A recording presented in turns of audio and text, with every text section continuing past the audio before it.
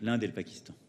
C'est pourquoi aussi j'appellerai cette semaine la partie pakistanaise pour pouvoir avoir un échange avec M. Khan et appeler aussi au calme, à la stabilité et éviter toute escalade.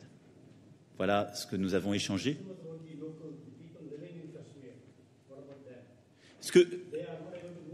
Alors, c'est ce que j'ai dit. Donc, quand je parle d'objectif de stabilité, c'est évidemment qu'on puisse au plus vite normaliser la situation. Pardon, vous avez raison de me reprendre sur ce terme.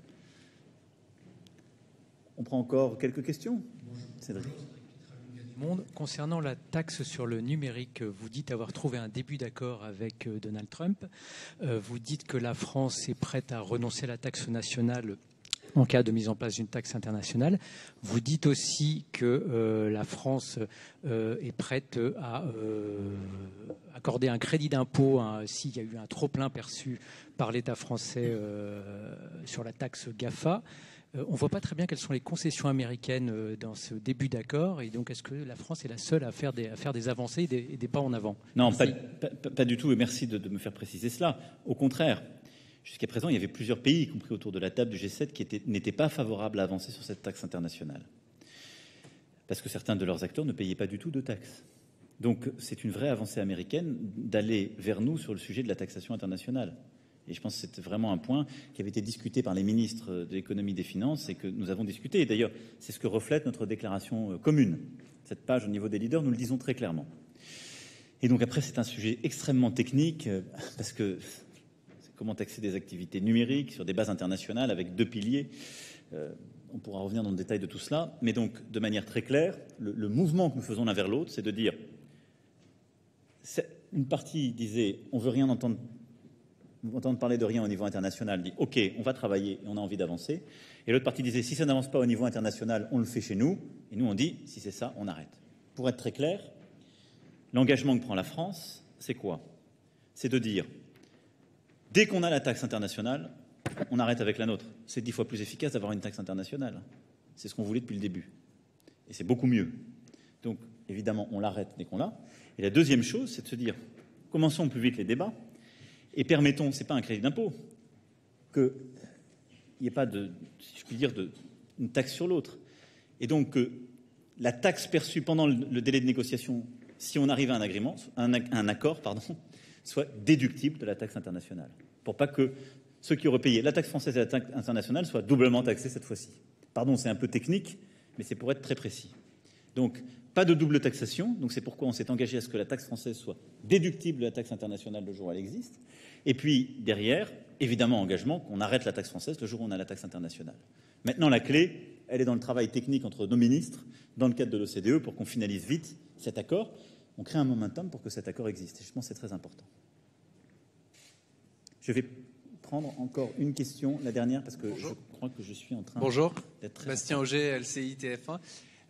On a le sentiment que les inégalités, qui était le thème de ce G7, ou le climat sont passés complètement au second plan par rapport aux grandes crises et au commerce. Est-ce que sur ces sujets-là, les choses ont avancé aussi loin que vous le souhaitiez? Et est-ce que le fait que ça ne semble pas être des priorités pour le président américain était un obstacle? Merci. Alors d'abord, il n'appartient qu'à vous d'en parler davantage. Parce que moi, j'ai veillé à ce que le temps des dirigeants soit le même. Et donc, on a eu un dîner sur les crises, une matinée sur le commerce. Vous me faites des gros yeux, mais ne vous inquiétez pas, j'ai fini. Vous avez raison. Et ensuite, on a eu un déjeuner sur la biodiversité, une après-midi de travail sur l'Afrique, une matinée sur le climat et la biodiversité, et ensuite la dernière session sur le numérique. Donc, quand je regarde les choses, l'agenda inégalité n'est pas marginalisé. Et il y a énormément d'actions qui ont été prises sur cet agenda. Donc, je vous trouve un peu injuste. L'actualité récente a mis beaucoup l'accent sur la crise iranienne ou le commerce, et qui étaient très importantes, en particulier dans le cadre franco-américain.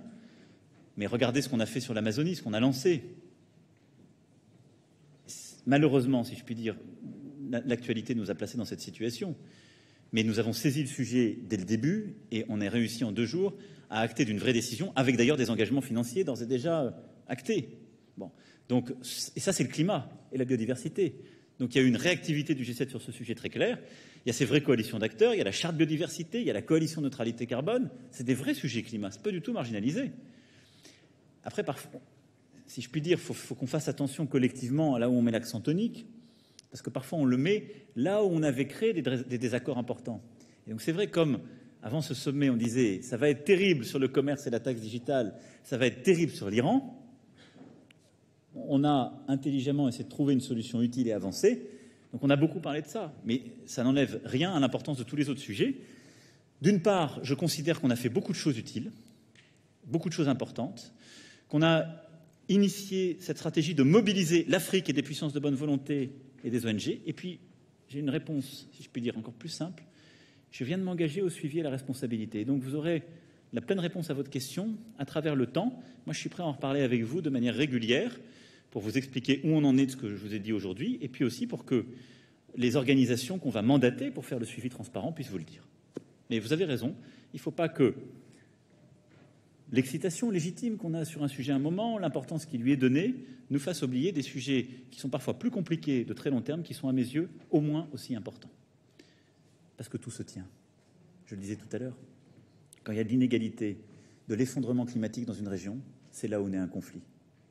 Je préfère régler le problème que passer beaucoup de temps à essayer de trouver la solution. Régler le problème en amont. C'est ça aussi l'agenda des inégalités. Voilà, mesdames et messieurs, je vais devoir y aller parce que je suis très en retard. Il y en aura d'autres occasions de poursuivre. Je vous remercie pour votre attention et merci pour votre présence pendant ces quelques jours. Je sais que ce sont parfois des conditions compliquées. On a tout fait pour vous les rendre les plus simples possibles pour que vous puissiez travailler dans de bonnes conditions. Et donc, merci pour votre travail. Merci beaucoup.